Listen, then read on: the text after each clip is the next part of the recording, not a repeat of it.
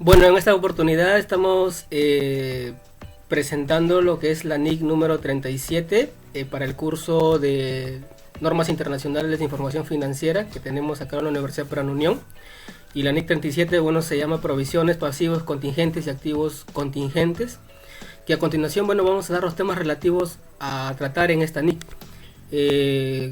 Con ello vamos a dar a conocer puntos esenciales y esperamos que pueda ser de su ayuda, de su conocimiento y en el amplio saber también de lo que tiene que ver con esta NIC.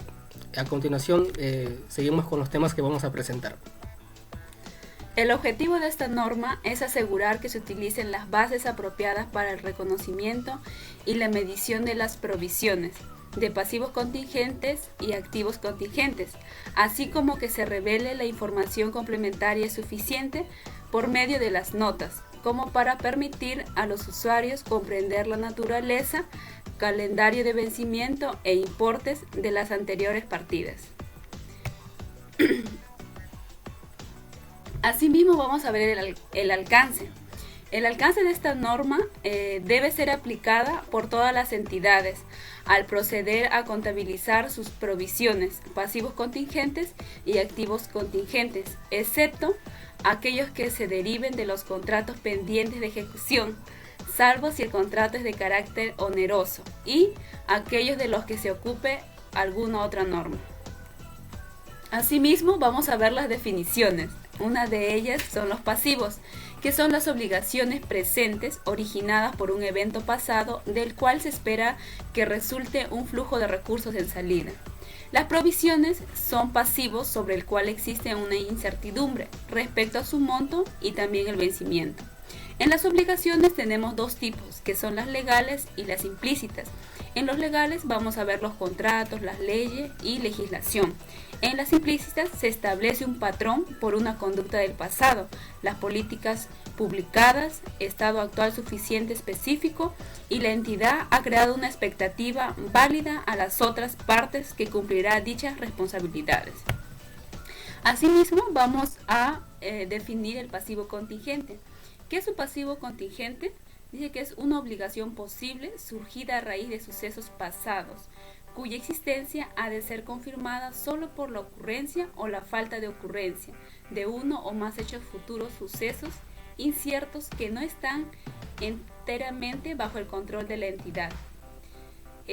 O dice una obligación presente surgida a raíz de sucesos pasados que no se ha reconocido contablemente. ¿Por qué?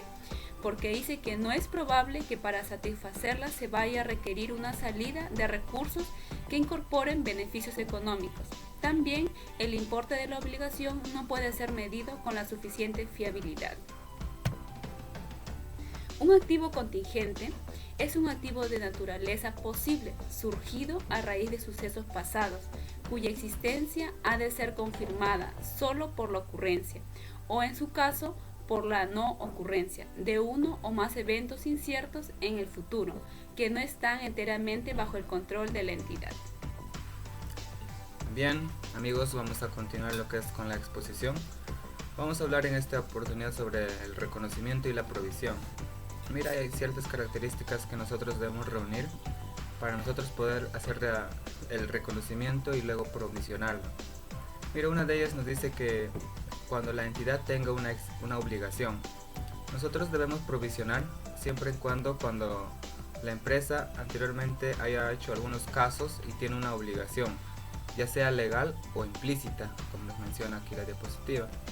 Otros casos nos menciona que la entidad tiene que desprenderse de recursos económicos para cancelar la obligación. Vale decir que la empresa tiene que reconocer esta provisión siempre en cuando haya desembolsos de dinero económico, o puede ser también cuando tenga ingresos. Es decir, en esos casos se va a realizar el reconocimiento y también la provisión. Y por último, se tiene que hacer una estimación fiable de la obligación. Surge que en algunos casos, algunas entidades se aprovechan de esta ocasión para alterar los montos. Es decir, si es en favor de ellos, pues algunos incrementan los montos. Puede pasar cosas, ¿verdad? Entonces, para que no suceda ello, se debe hacer una estimación fiable. Continuando, vamos a hablar lo que es de la obligación presente. Nos menciona que en algunos casos existe o no la obligación.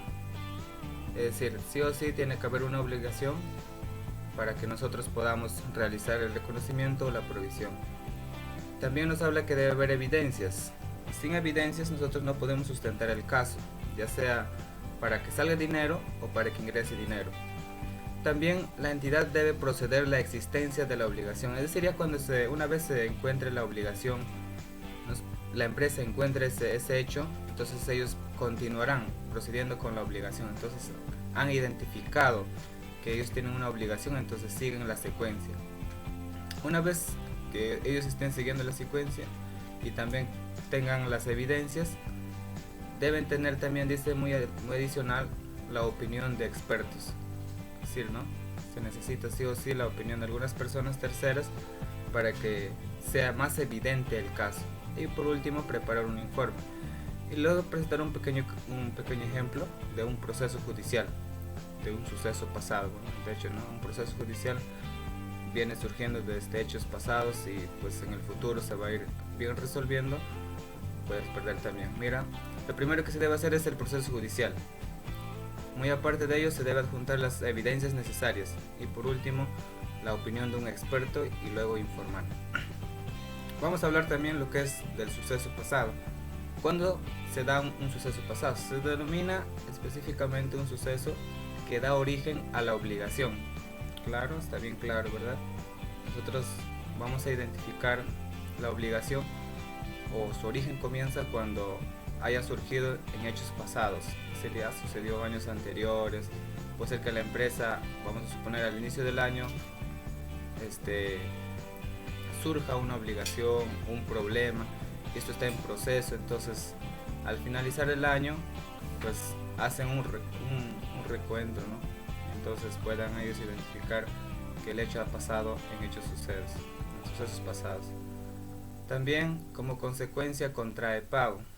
Bueno, sí, ¿no? Cuando la empresa, nos menciona la norma, la empresa contrae una obligación de hechos pasados y si pierde, cogiendo el mismo ejemplo de la anterior, lo que es del proceso judicial, si pierde, sí o sí este origen de obligación va a contraer pago, es decir, desembolso de dinero. La norma nos menciona que en el estado de situación financiera no se podrán reconocer las provisiones que funcionarán en el futuro. De hecho, no se debe provisionar este hecho siempre y cuando no estemos seguros de que sí o sí se haya perdido el proceso, es decir, la obligación. Si hablamos de un proceso judicial, no se debe provisionar, nos menciona la norma, cuando aún no se ha perdido ese proceso judicial, porque puede ser que la empresa gane, entonces puede suceder lo contrario. ¿Qué más nos dice? Solo los pasivos que hayan sido informados, como venimos informándoles o ya hemos ido mencionando, de que debe existir una información. Entonces en este caso se va a hacer provisión solo de los pasivos que hayan sido informados y siempre y cuando tenga una información confidente. Algunos ejemplos: multas medioambientales, costos de reparación por los daños medioambientales. Bueno, eso ha sido con respecto a lo que es al suceso pasado. Vamos a dar parte al siguiente tema. A continuación vamos a seguir con la medición. Muy bien, continuando con la parte de medición de la NIC 37, vamos a hablar sobre la mejor medición.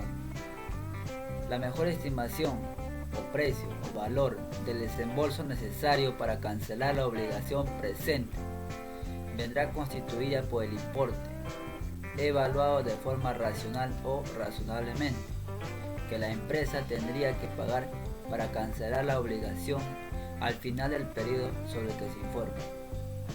Dentro de ello tenemos al riesgo de incertidumbre.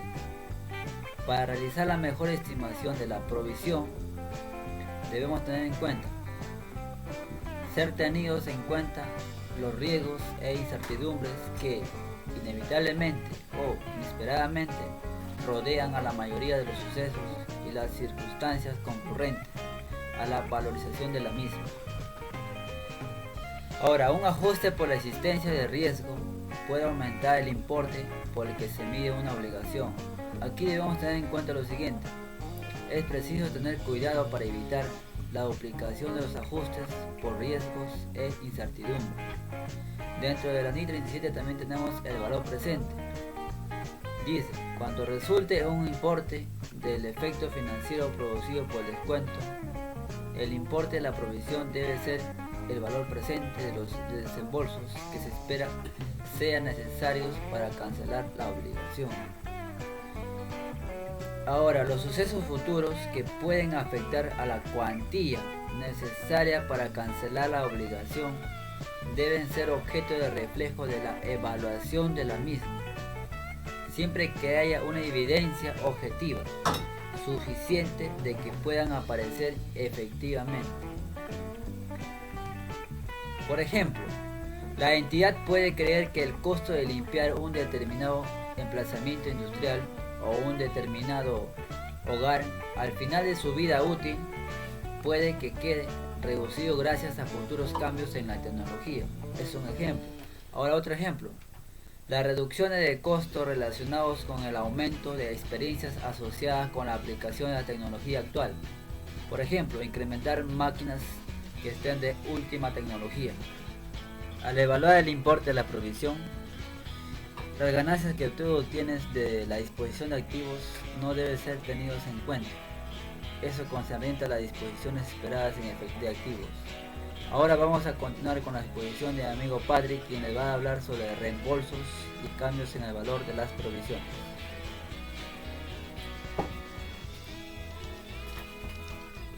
Bueno, hablando de reembolsos, los reembolsos que tienen que ver con esta NIC 37, nos habla que toda entidad que espera por parte de un desembolso que sea necesario para liquidar la provisión sea reembolsado por un tercero, ¿sí?